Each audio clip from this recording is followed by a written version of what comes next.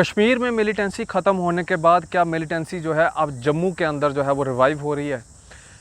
अगर शुक्रवार की बात करें तो शुक्रवार के दिन तिरुपति बालाजी के अंदर जो है, जहाँ पे सिदड़ा के अंदर वहाँ पे कुछ सस्पिशियस मूवमेंट जो थी वो देखी गई। उसके बाद वहाँ पे सर्च ऑपरेशन चलाया गया।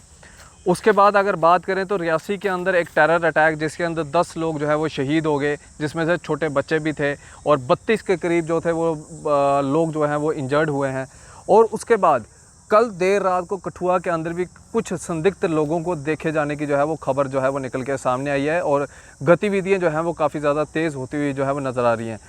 सबसे पहले कश्मीर के अंदर इस तरह का आतंकवाद जो था वो देखने को मिल रहा था। उसके बाद पीर पंचाल के एरिया के अंदर अब हम ये नहीं कह सकते कि पीर पंचाल के अंदर ही जो है ये सीमित रह चुका है।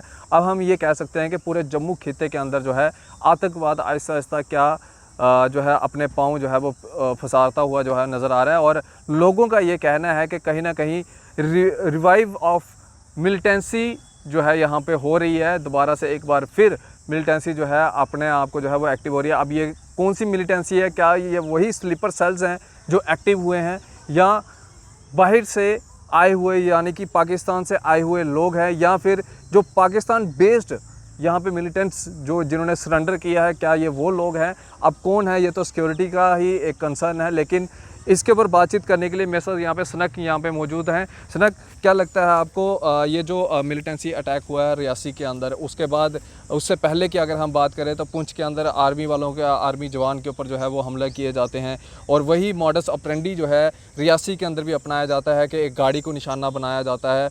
क्या लगता है कि मिलिटेंसी जो है अब यहाँ पे कितनी हद तक जो है वो रिवाइव हो चुकी है? बिल्कुल, जिस प्रकार से आपने बात की कि पहले हम देखते थे कि मिलिटेंसी कहीं ना कहीं हम लेट 90s में पूरे जम्मू कश्मीर के अंदर हम देखते थे, लेकिन कुछ उसके बाद से वो कहीं ना कहीं उस पर कंट्रोल पा लिया गया और कहीं ना कहीं मिलिटेंसी वैली तक ही सीमित थी। लेकिन वो वैली से करते करते हम देख रहे हैं कि पीर पंजाल और अब पूरे जम्मू प्रोविंस की अगर मैं बात करूं तो वो कहीं ना कहीं जो स्लीपर सेल्स थे वो कहीं ना कहीं पूरे जम्मू के अंदर एक्टिव होना शुरू हो गए हैं कि हम बहुत सारी ऐसी घटनाएं देख रहे हैं। और कहीं ना कहीं एक इंटेलिजेंस फेलियर भी मैं से कहूँगा। अगर हम बात करें चौचरू गला के अंदर, वहाँ एक VDC को मारा जाता है, लेकिन फिर भी वहाँ भी कोई मतलब इनकाउंटर मिलिटेंट्स का नहीं हो पाता है। उसके बाद यहाँ पर भी वो एक घटना को अंजाम देते हैं, फिर भी इसका कोई मतलब इंटेलिजेंस का कहीं ना कहीं एक फेलियर की हम बात करें तो कहीं ना कहीं से इसमें दो राय नहीं होगी कि कहीं ना कहीं एक सिक्योरिटी ब्रीच तो कहीं ना कहीं ये है। तो कहीं ना कहीं एक बहुत बड़ी चिंता का विषय है जम्मू कश्मीर के अंदर कि जम्मू कश्मीर जैसा राज्य जो 370 के बाद कहीं ना कहीं विकास के पथ पर अग्रसर हो रहा था, उसके अंदर किस प्रकार से डिस्टर्बेंस क्रिएट की जाए, इसको लेकर कहीं ना कहीं जो मतलब विभाजक शक्तियाँ मैं जिन्हें कहूँगा वो कहीं ना कहीं जम्मू कश्मीर के अंदर कहीं ना कहीं इस समय एक्टिव हमें दिखाई पड़ रही हैं। अगर एक बात कहें तो जब चुनावी बिगुल बजता है तो ये एक्टिविटीज़ जो हैं वो और भी ज़्यादा तेज़ हो जाती है। तो क्या लगता है कि पाकिस्तान का यह मंसूबा रहता है कि यहाँ के लोग जो हैं सब चीज़ों से वंचित रहे, यहाँ के लोग जो हैं बेसिक फैसिलिटीज़ से भी जो है वो वंचित रहे और हमेशा यहाँ पे भाईचारे को यानी कि हिंदू मुसलमान को लड़ाने की जो है वो एक साजिश जो है वो यहाँ पे चलाई जाती है? बिल्कुल, जिस प्रकार से हमने देखा कि इसको रियासी वाले इंसिडेंट को लेकर भी मतलब देखा तो इसके अंदर भी क्या कि खास एक चीज़ को टारगेट किया जाए और एक को अलग किया जाए, लेकिन ऐसा बिल्कुल नहीं है।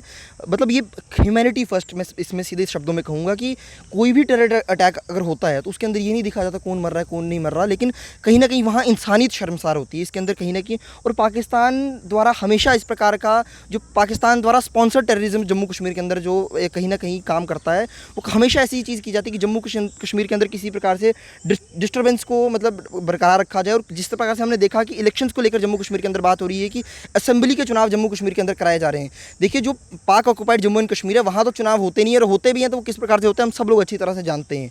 लेकिन जम्मू कश्मीर के अंदर जहाँ फ्री एंड फेयर इलेक्शन होते हैं उसको किस प्रकार से डिस्टर्ब किया जाए, पाकिस्तान की एजेंसीज इसको लेकर जम्मू कश्मीर के अंदर कहीं ना कहीं पूरी तरह से काम कर रही हैं, जिस प्रकार से उसी को लेकर हमें ये टेरर अटैक जम्मू कश्मीर के अंदर देखने को मिल रहे हैं। बहुत बहुत शुक्रिया सनक बातचीत करने के लिए। ये हमारे साथ सनक जी थे जिनसे हम बातचीत कर रहे थे। मैं आपको साफ तौर के ऊपर बता दूं कि हम इस चीज़ को लाइटली नहीं ले सकते। पहले वैली के अंदर आतंकवाद था, अब वैली से निकल के आतंकवाद जो है वो जम्मू खित्ते की ओर जो है वो आतंकवाद आ चुका है और कई ऐसे बड़े बड़े इंसिडेंट जो हैं हो चुके हैं जम्मू के अंदर। और इन चीज़ों को लाइटली लेना मैं समझता हूँ कि बिल्कुल ये कहीं ना कहीं सिक्योरिटी का फेलियर जो है हम इसको कह सकते हैं। लेकिन हमारी जो सिक्योरिटी फोर्सेस हैं वो अपने काम में तैनात हैं। ड्रोन्स का इस्तेमाल किया जा रहा है, स्नाइपर डॉग्स का इस्तेमाल किया जा रहा है। उन लोगों को भी नहीं बख्शा जाएगा जिन लोगों ने रियासी के अंदर इन आतंकवादियों को पनाह दी है। और सुनने में ये भी आ रहा है कि 6 लोगों को जो है अभी तक हिरासत में लिया है, जिनसे पूछताछ चल रही है।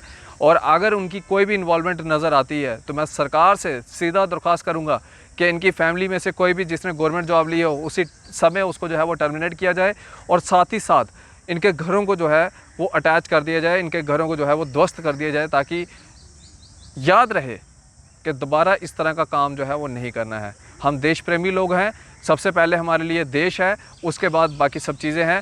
भाईचारा भी जो है वो ख़राब नहीं होना चाहिए। ये वही ताकतें हैं जो नहीं चाहती कि जम्मू कश्मीर के अंदर अमन, शांति और तरक्की हो, ये वही ताकतें हैं। बाकी आज का सवाल यही था कि वैली से निकल के अब आतंकवाद क्या लगता है कि जम्मू के अंदर जो है अपने पाँव पसार चुका है। फिलहाल आप इसी तरह से बने रहे द न्यूज़ नाउ के साथ।